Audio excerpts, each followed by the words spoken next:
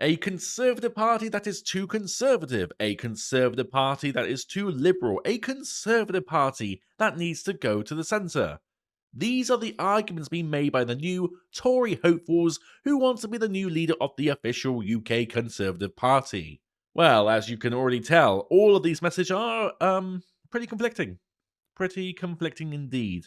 So while these individuals battle it out over the crumbs of what used to be a great party, hasn't been great for at least 35 years, but hey ho, instead of asking if the party should go this direction or that direction, the better question should be, has a party with a record of 14 years of abysmal failure in government, with not a shred of conservatism occurring during that time, even deserve to exist? Is it time for it to step aside and let the new kids on the block have a crack at seeing if they could unite the right, as the phrase goes? Isabel Oakeshott, a journalist that has gone from newspapers to TV to other politicians, states a similar point quite well.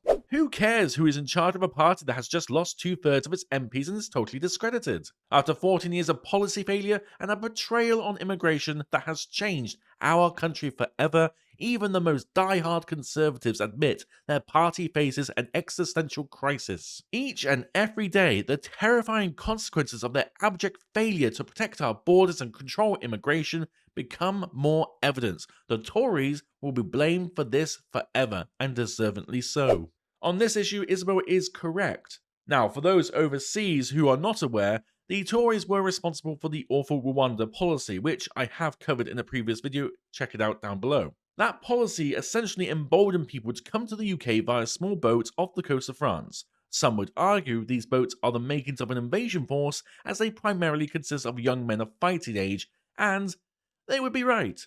Isabel continues, against this backdrop, I have struggled to get excited by the early stages of the contest to become captain of the shipwreck. However, it does matter. Why? Because it will determine whether at the next election, millions of voters who despair at what is happening to our country and want a true right of centre government to grip the crisis are once again split between the Conservatives and Reform UK, leaving power in the hands of the left. And this is the true point of the situation, isn't it? But funnily enough, the choice is actually quite binary. God, even the word binary has been appropriated. That choice is this: either the Tories are the right of centre, or Reform UK replaces them. That's it. That's the choice. How to make this choice, though? Well, many people have different points of view, but for me, it's quite simple, and unfortunately, it all comes down to image. As shallow and vain as that may sound, the majority of voters like something that looks good rather than simply is good. It has to have the right face, right attitude, and crucially, the right history. So, with that in mind, both parties have pros and cons. Let's quickly look at those and then maybe we can come to an overall conclusion. Reform UK hasn't been in government, so no record of failure. That's good. But is accused of racism constantly and has had poor candidates in the past. That has really affected them during this latest election. They are committed to strong border controls. That basically is their main message. But of course, promises are one thing. They could act like the Tories, get into power, and decide, no, I'm not going to secure the border. But I doubt that would happen. As their name suggests, Reform UK, they would reform the power structures of the UK. House of Lords being an obvious example, but they would also do it to education, the NHS, our very state of country. How our country operates would be completely reformed. And more importantly, they are unashamedly patriotic. The Conservative Party, in contrast, insists it's a broad church. What does that mean? Well, it means it has every group possibly imagined, even people who aren't truly conservative like Anna Selbury. It tries to appeal to all peoples, and that does not work if you're trying to be socially conservative. I hate to break it to you, but if you align with the L's, the G's, the B's, or the T's, you're not socially conservative. Therefore, your broad church aims to go towards liberalism rather than conservatism. Of course, 14 years of failure, 14 years they had to demonstrate this so-called broad church. David Cameron had his first shot during the coalition, and they did a coalition with the Liberal Democrats, thus demonstrating their liberalism just right there. Then he got his majority on the promise of a referendum on the EU, but he campaigned in favour of staying in it, thus showing further liberalism and pro-EU stance. This is not how a conservative or a socially conservative party operates. And of course, you know they failed on border controls. These things are adding up so far to be not in favour of the Conservative Party. To that end, their focus has been on small victories, small issues that they can deliver for the people to demonstrate that they can do good governing. No one's saying they aren't capable of managing the ship, but managing the ship into decline is not the same thing.